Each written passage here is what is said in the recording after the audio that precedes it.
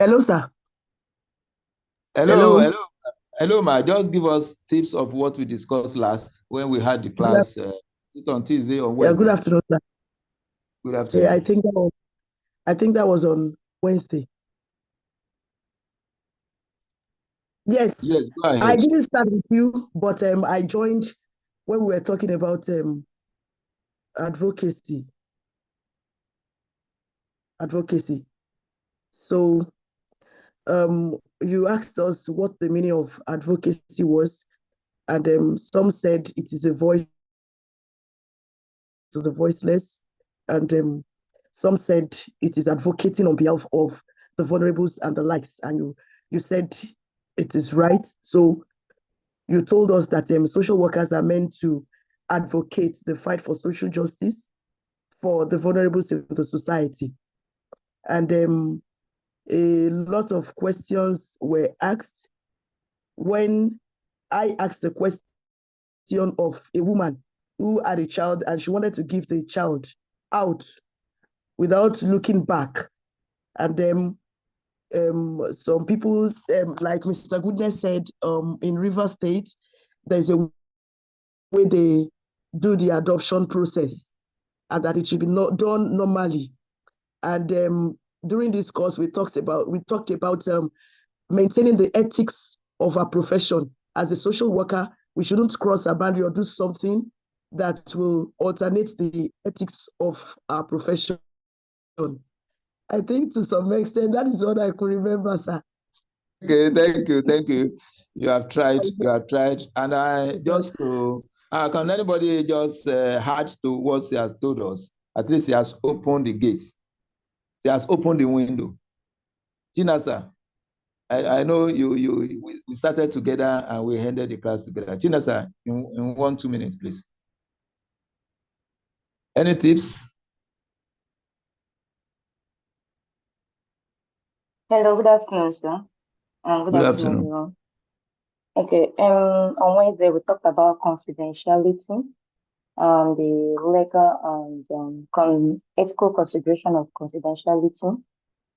We also talked about advocacy and asked some questions on advocacy and cited some examples on advocacy.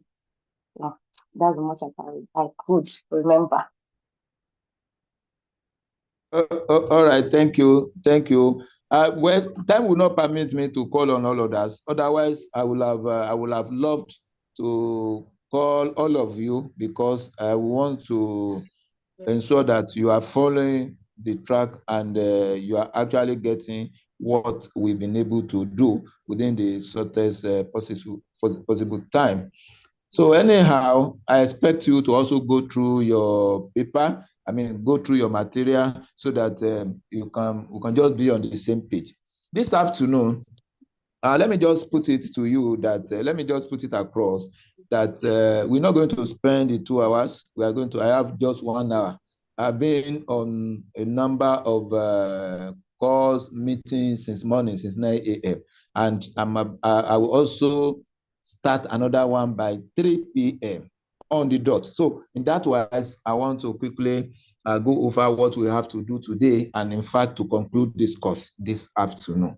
So this afternoon, we are essentially go into emotional resilience.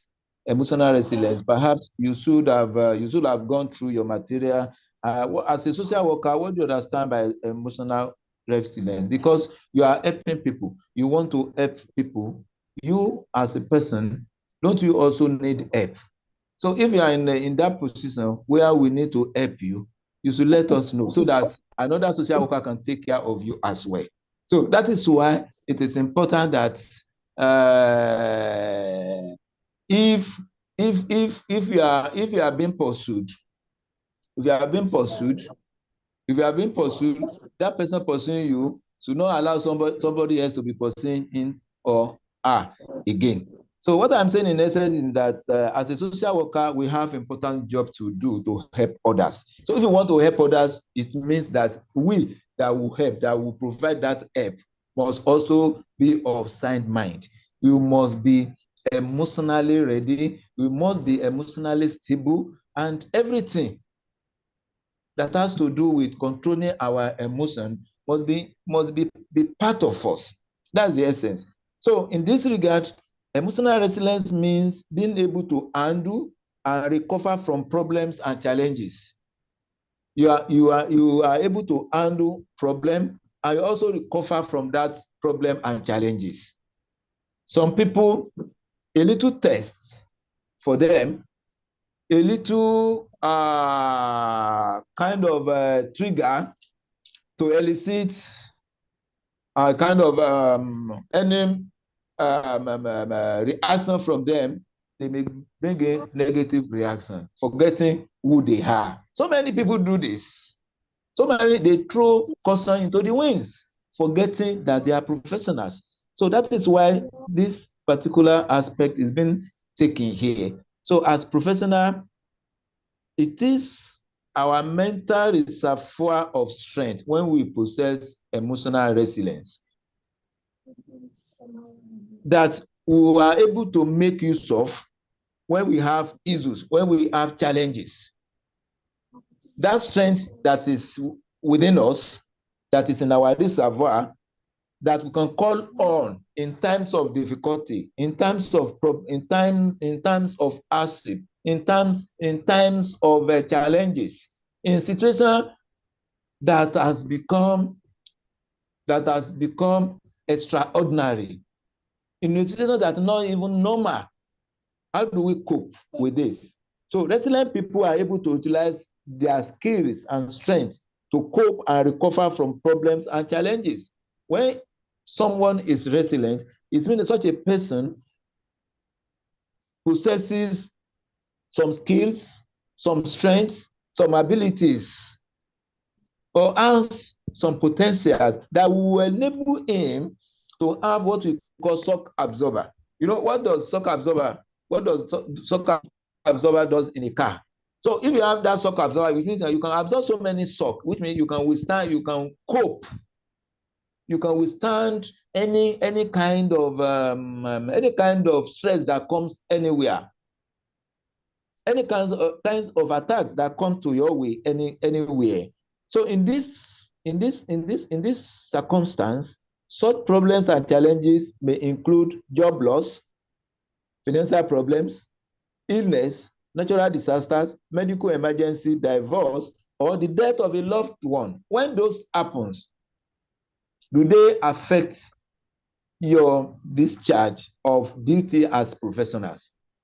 So how do you now cope with those challenges while you are discharging your professional responsibility? So this is an area that we should take very, very important. So in this case, you look at the diagram that you have in the material.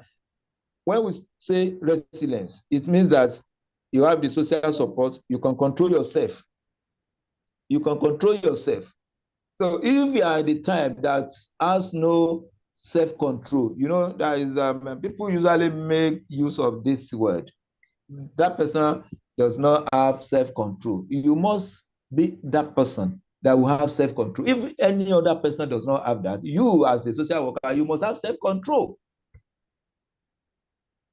You must have self-control. When you are intimidated in a way, so how do you react? How do you react? Some of these are done at times intentionally to test your emotional ability or to test your emotional resilience. At times, you may have a superior that will be behaving one kind to you. You may have subordinates that will be one kind to you, and you may have a group of colleagues that may not be on the same page with you. Do you want to leave that employment for them? Do you want to run away? For instance, in Nigeria now, we have a number of challenges. We have a number of problems. Do we have to run away from Nigeria? Can all of us? Where is that country that can contain all the Nigerians? If you live Nigeria, if you are having an issue at home, let's say matrimonial, do you run away from that problem, or you develop a kind of emotional resilience to cope and withstand that and also recover from that.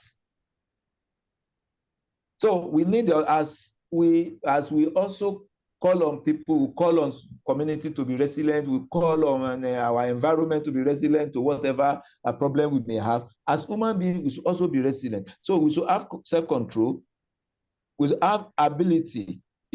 Resilience is that ability to solve our own problem, is that ability to believe in ourselves, believe in our own ability. Then sense of humor, you should also have sense of humor.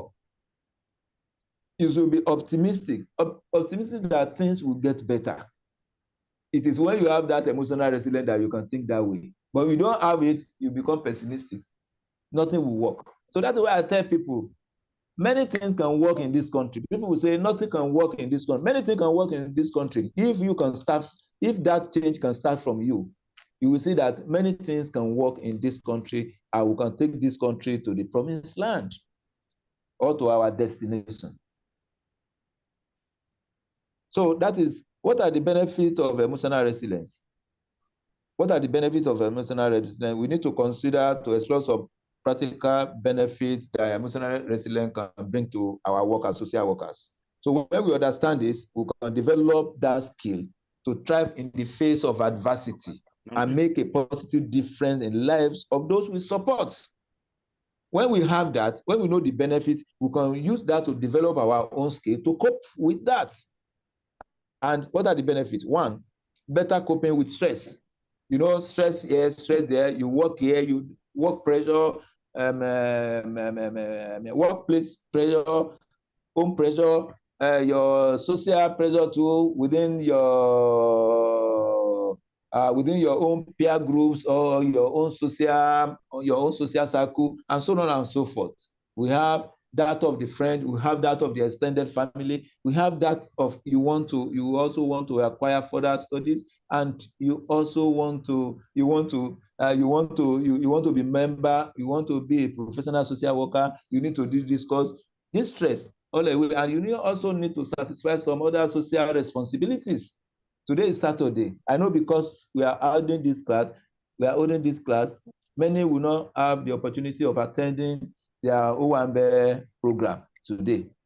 So these are stress coming from different directions. So when you have emotional resilience, you'll be able to cope with that. Increased problem solving skill. Like I said, emotional resilience involves you coping with that problem, involves you recovering from that problem. When you could cope with a problem, it means that you are developing. Every time you have a challenge, you are developing problem solving skills. You are developing some skills. You know, when you have those skills will enable you to navigate in that water of in that troubled water. You know, it takes some kind of resilience for any ship or boat to sail through a turbulent water. You see, that is a benefit when you have emotional resilience. Then enhance adaptability. You'll be able to cope, you'll be able to live with that particular challenge, and you can adapt, you can change. You change your attitude, you change your behavior, you change your skill and everything to ensure that you solve that particular problem. Then improve well-being and mental health. Your mental health will be well developed, because you will have developed a kind of how do I put it, a kind of ability to cope with anything that can even affect your health, that can even affect your mental health. Because sometimes when you see wives that are nagging, when you see wives that cause trouble all the time in some households, what do neighbors say? What do they say? They will say, okay, this woman has come with her wahala again. This woman is a troublemaker. People will begin to give her names. And sometimes people will say, perhaps that person, what is happening to her is not ordinary again, because it's like this has affected her mental well-being. Many people have this, what do they call it now? This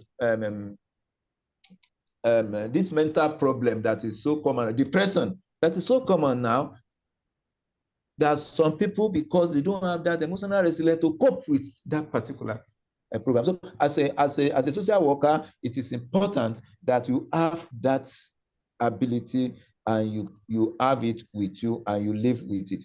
You can influence others positively when you are stable. If you are not okay, how can you influence others? But when you have that resilience, you can influence others better. Others will want to learn from you. Some people, they don't have patience in their dictionary. As a social worker, you need to be patient in everything. Because if you are not patient, there's no way you can listen actively to your clients. There's no way you can relate well. There's no way you can build rapport. But when you are patient, definitely you're going to get to the root of whatever problem you are trying to solve. But if you are the type that is restless, if you are the type that is so domineering in everything, if you are the type that cannot even resist any simple trigger, you need to call yourself to caution. You need to caution yourself. Because as a social worker, you need to have this kind of patience. How many Nigerians today are patient in everything? We are never orderly. We are impatient for everything. So, but as a social worker, yours should be different. Even on your table, that's your little table or small table you are using in your office or wherever you are, you can begin that change from there. If before you are the type that does not, as a leader, that does not even that does not give opportunity to your subordinates to bring in their own ideas, that you demonstrate that you know everything. Or even as a leader, you should expect that your followers, your subordinates, they will be planning so many things against you. You should develop thick skin to be able to do what? To be able to cope with those when they bring their issues. You should be able to cope with it, and you should not be cause of that particular challenge and you delay. Look at so many comments people are making about Mr. President. Even at the local, even in your workplace, the head of your organization, they will be giving them names and so on and so forth. There will be so many aluta against them. There may be so many crises being engineered, maybe by members of staff against the leadership of that establishment of that agency or ministry. So how do they cope? If they don't have emotional resilience, they will just be like an ordinary person. And you should not be an ordinary person. Otherwise, you are not a professional. So you can read all this up and add it to my explanation. You will understand better. What makes some people more resilient than others? You think of two people you know, one who is very resilient and one who is not. What are the differences? You can easily get this. Some people have high temperament. Some people are not like that. You should understand yourself. You see, when we are talking about, by the time we discuss competencies, you should understand yourself. You should know the kind of person you are. Self-awareness. When you know the kind of person you are, you should be able to manage yourself, adapt to the situation you find yourself so that you can achieve better as a professional.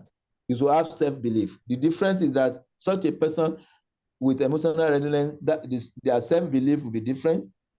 Purposiveness, because such a person will have a target, will have a focus, will have an objective, you have a goal to achieve, or a goal to get to, or a destination to get to.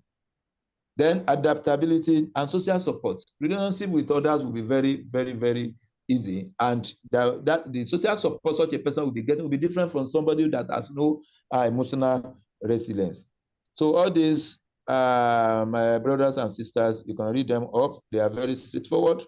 They are very straightforward. Adaptability is the ability to adjust and respond to changing circumstances, like I explained.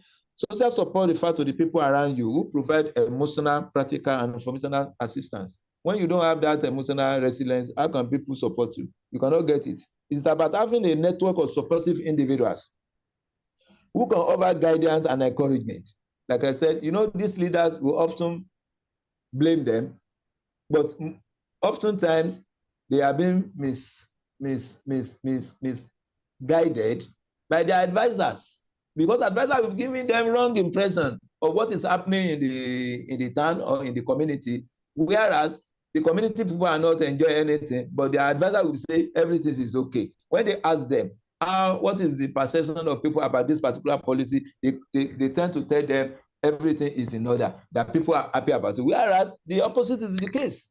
So these are people that surround them. But if you have an emotional resilience, you have good social support, you have good people surrounding you, they will be willing to be volunteering good information, good advice that will help your cause in any way. So in your role as a field officer, social support can come from your colleagues, can come from your supervisors, can come from the community you serve. Having strong social support can help you cope with challenges and provide a sense of belonging and connection because you have emotional resilience. But if you don't have it, you will lose this particular opportunities. What are the strategies to develop emotional resilience? You have to build self-awareness. You know, I talk about self-awareness. You need to build self-awareness. Take time to understand your own emotions and reaction to different situations. You should understand yourself. You don't understand anybody, you should understand yourself. When you take your time to understand, reflect on how you typically respond to stress and adversity.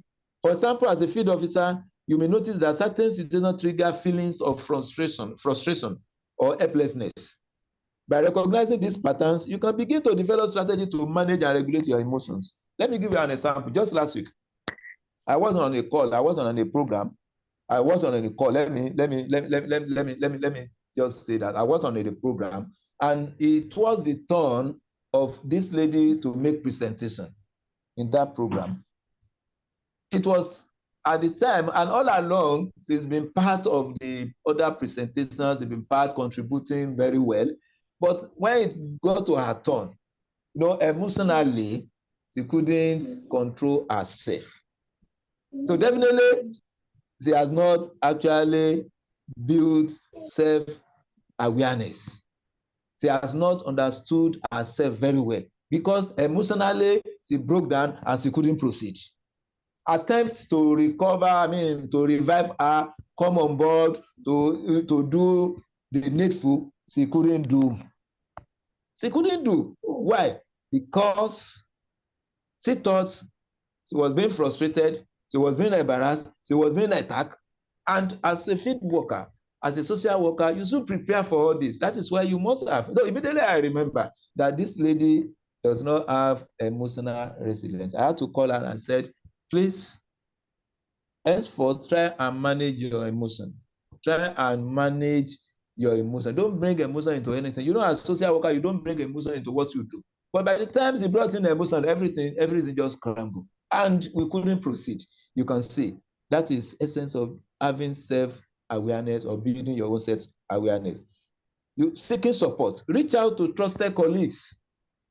These are methods, these are strategies you can make use of to have what? To develop emotional resilience. Reach out to trusted colleagues, friends, or family members when you need guidance or a listening ear. You don't learn from a dullard. You don't learn from somebody that is not trusted. You don't learn from somebody that can never add value to what you are doing. You don't keep friends that you know will never add value to your life. Why do you have to keep such friends? Why? Why do you have to keep? So this is what we are saying. You seek support from trusted colleagues, friends, or family members that you know can add value to what you are doing, that can give you guidance, that can give you right guidance, not just ordinary guidance, right guidance. Sharing your experiences and concerns can provide emotional support and perspective. For instance, if you encounter a particularly challenging situation in the field, discuss this with your fellow field officer or supervisor, and these people can help you gain insight and explore potential solutions. They can bring in their own ideas and you move on. But if you are bringing in somebody to give you support, and that person too will negatively affect your work, you don't need to bring such a person into the situation. Developing healthy coping mechanisms. Engage in activities that promote relaxation and stress reduction. It's not to work. They say work and no play makes a what? You see, you need to, when you work, you also create time for relaxation. You create time for your own leisure as well, because when you have everything, who will make use of it? Is it not you? You expect, you desire to get this certificate, you desire to get this land, you desire to build this house, you desire to expand your business. When you do it, is it because you are alive? Is it because you are healthy? Is it because you are doing well? If anything should happen to you, what happens to your project? What happens to whatever you are doing? It becomes nothing. So that is why you need to manage. You need to develop healthy coping mechanism.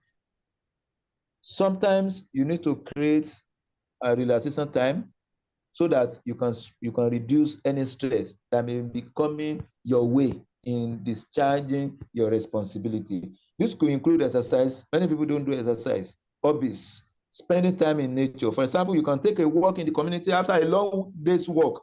Your brain will be refreshed.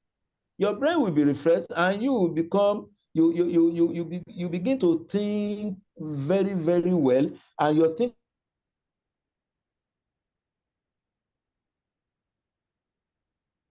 engage in the creative activity like drawing or listening to music. Oh, hello, can anybody hear me? Yes, sir. Hello. Yes, Okay. sir. Hello, Okay. sir. Yes, sir. We are with you, Okay. sir. I need to check. I need to check on you so that it will not be like the other time. So, All right, sir. so like taking a walk around in the community, engage in some activities that are not routine, that are not your own routine. That's what you have been doing. You go to the office in the morning, you get to the office, you walk through files, you walk through some people, and you come back home in the evening, you continue to do the office work again. Very early in the morning, you open the office work again. So this is becoming too laborious for you. You need to create time for relaxation. That is what we are saying. No matter how busy you are, you know, unfortunately, in this part of the world, we do not give that value to leave. Many people don't go leave, don't go on leave. Why? Because they will not want their subordinate to take over their seats. That is when you are fine. Oh, that is when you are healthy. If you are not healthy, you will not even remember that there is one of that you once occupy an office. If anything should set in, so you should create time.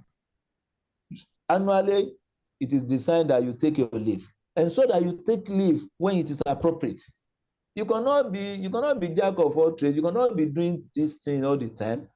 Our body system, as human being, our systems are like engine, and when we work and work and work, we need to relax, we need to surface our body, and it is that period of leave that you can enjoy it. So it is important as social worker to put that in mind. So all this will enable you to develop emotional resilience. Practicing positive thinking, forget about negativity. Why do you have to join people to say Nigeria cannot be better? No, no, no, no, no. Which means you are pessimistic. Why are you raising your children? Why are you raising your children? When you become grandma or grandpa now, you want your grandchildren, isn't it? When you have them, you want their life to be better than what we experience now. That is why we talk about sustainable development. We are looking at a way of doing things now that will not compromise our well-being in the future. So you should practice positive thinking. You see, spiritually, before you sleep, it is what you think about when you think about this life negatively. When you have a dream, you're going to dream in a negative way.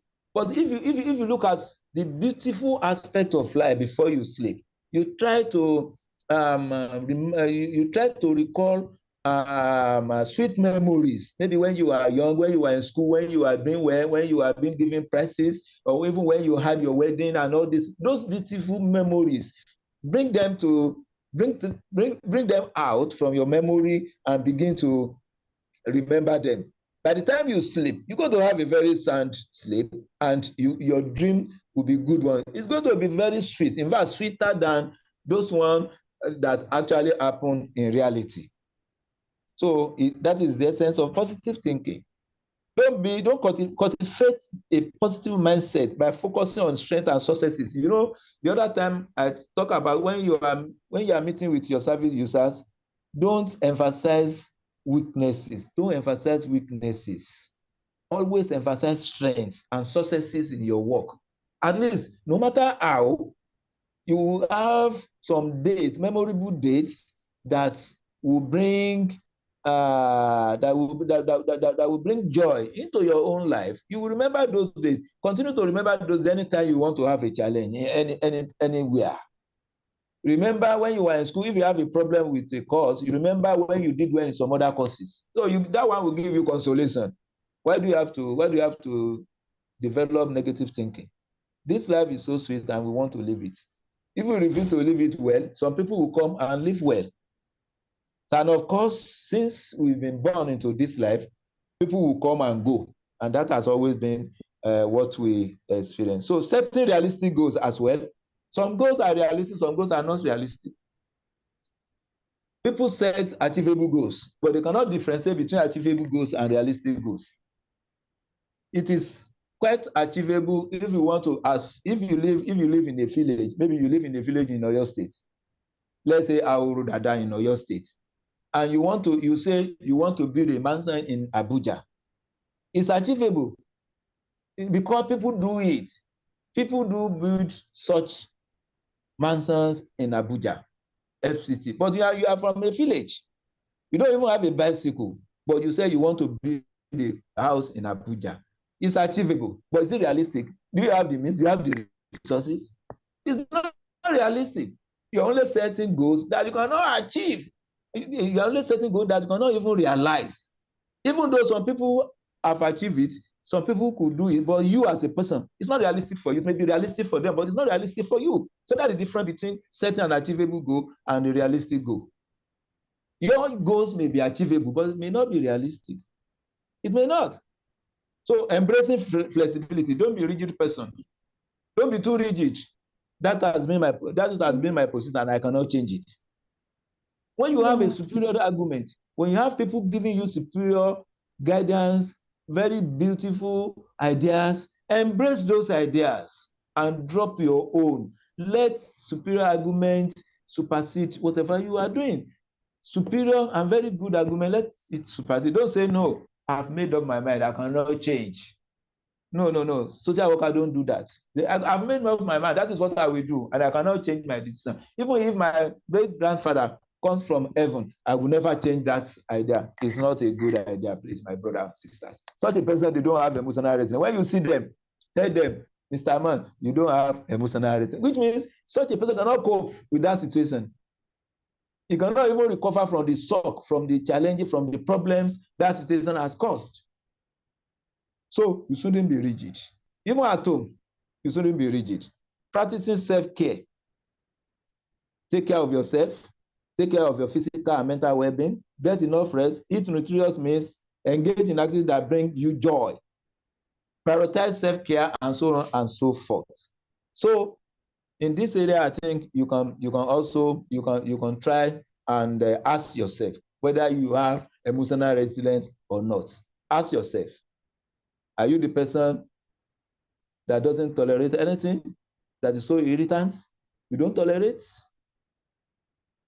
No, you don't even allow people to bring their own ideas. You want to remain that is what I've said is final. Nobody can change it. I am the chairman, or I am the head, or I am the HOD, or I am the director. So these are very, very important. So how do we ensure quality service delivery in social work? Continual professional development is one of it. As you are having this this course, where as you are having this program, you see you are developing from one level to the other. This is a continual professional development, and all other conferences, programs, workshops, all these can add value to what we already know. And in this case, we are developing. That's a way that will ensure that we have quality service delivery. In those days, when you want to do your project, you go to library, you search from one shelf to the other. These are books you need to search and read and read and read. These are hard books. But today, from the corner of your room, you're from your comfortable zone, you can develop whatever you want to do. Just have access to the internet. You have access to all these books and you can read and you develop whatever you want to develop. Supervision and consultation. Social workers seek supervision and consultation. When you allow supervision, when you consult with people, you tend to what? To deliver good service delivery. You have to have good service delivery. You seek consultation from experienced and knowledgeable professionals. Use of evidence-based practice. We'll talk about it when we are talking about competency the other time. When you have that competence, definitely we make use of evidence-based practice. When you use that, you have that chance of doing what? Of delivering quality service to your users. Cultural competence. You say give respect to the culture of everybody, every user. When you give respect, you give regard to culture of the group you are dealing with or of the community you are dealing with. You see your service will be of high quality. Then you see we also have client-centered approach. You see, whatever you do, when you concentrate on your service user, you know, if you are giving out any intervention, you are giving it to your service user. Your service user will actually be at the center of whatever you want to do. When you allow your service user to be at the center, then you will gain better and you will have a very effective service, effective and quality service. Unlike emphasizing the service provider. The monitoring and evaluation is very important. When you don't monitor, you don't know when you get to your destination. So you should also embrace monitoring and evaluation as an important aspect of strategies to have quality service delivery, because you'll be able to monitor and evaluate the impact and outcomes of your interventions. When you do that, you know how to close those gaps. You must have identified what giving out that intervention. You must have been able to provide solutions to areas you have seen as a loophole where you are doing your intervention. It's only monitor and evaluation that will give you that opportunity, because you'll have known where you have made progress, you'll have known what has been the challenges, and you know how to overcome or mitigate those challenges, and you then amend your future intervention so that it becomes holistic. The ethical practice, you give consideration to ethics of your profession. Maintaining a strong adherence to ethical standard is crucial for quality service delivery in social work. You don't throw ethical standard to the winds. You try to maintain them. You try to adhere to those standards. Don't forget, you need to uphold the principle of confidentiality, informed consent, respect for autonomy, and so on and so forth. So in this case, any dilemma you may have will not be there, because you are following the ethics of the profession. And by this, the interests of your client will be safeguarded and it will be protected. So ladies and gentlemen, I want to thank you most sincerely. This has brought us to the end of the program. Perhaps we have one question or the other. I think the floor is yours. You can come up with the question and we'll wrap it up. Hello, sir. Thank you very much, sir. God bless you, sir. Hello. Hello, go ahead. Go ahead.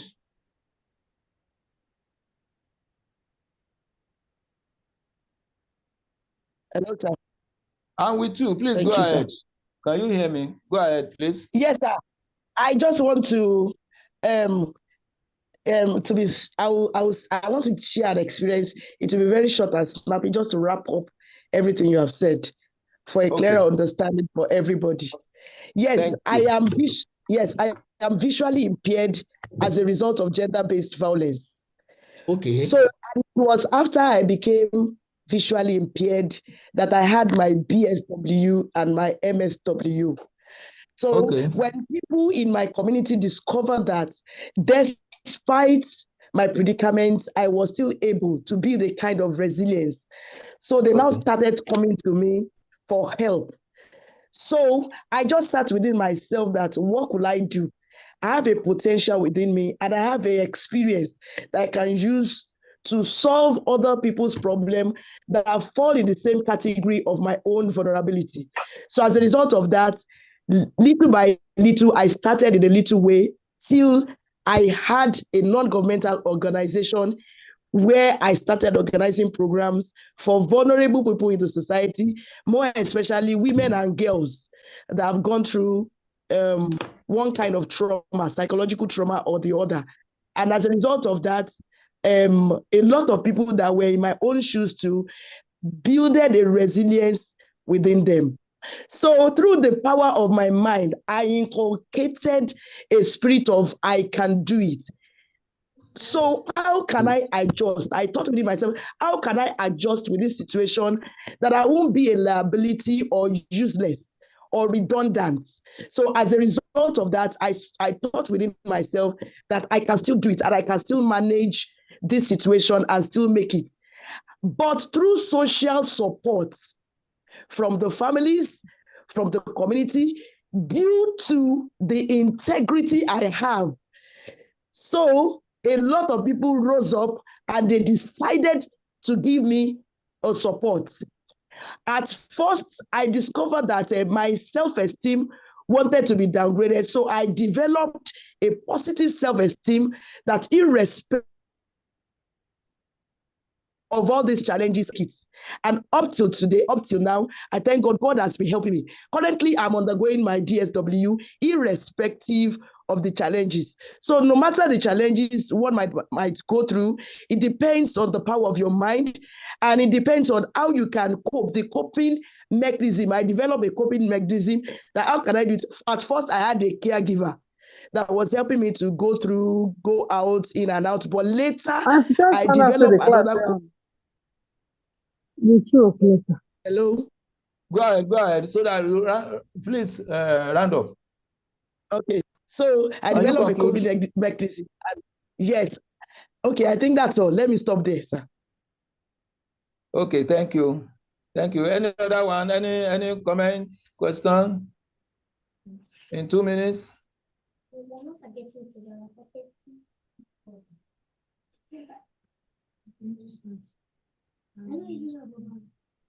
Hello, I think hello. Hello, I'm with you. Please go ahead. Sorry, from the woman that is just speaking. She was talking about a coping mechanism. We didn't allow her to learn. Let's learn from her coping mechanism. I think she has concluded. Hello? I said she should conclude. Okay. Okay. Is there anything you want to add, madam? All right. The first coping mechanism was that I got a caregiver that was helping me. But later I discovered that it won't help me. So I went for a program, a training that can help me to move about without a caregiver. Even if I need a caregiver, it is not always all the time, because I discovered that I have to pay my caregiver. So to reduce the cost of the spending, I went for a training that can help me to navigate the challenges. So that is that, sir. Okay, thank you. That was how I did it. That was my coping mechanism. All right, thank you so much. I think we can learn from there, from that particular experience. Thank you, madam.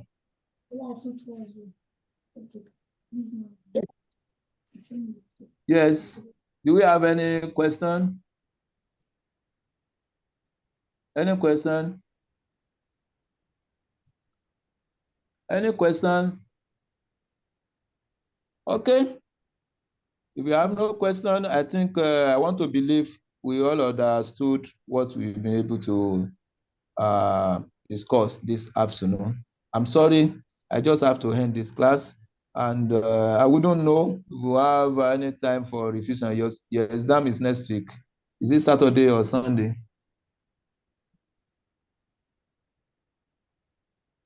It's Saturday. Sir, exam.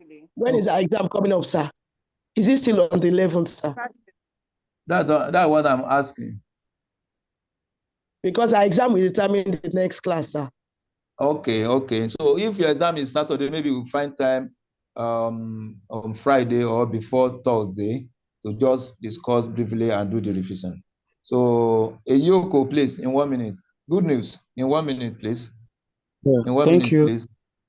Yes, please, during the orientation on Friday by one social worker at Terre, he mentioned Yes. that we are supposed to be booked for seminar presentation on 5th of October, which is supposed to be tomorrow. And up to today, we've not been grouped, neither topic given. So I don't know.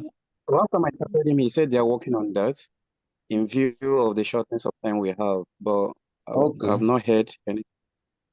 Please reach out to him. Reach out to him. You can reach out to him on the platform as well.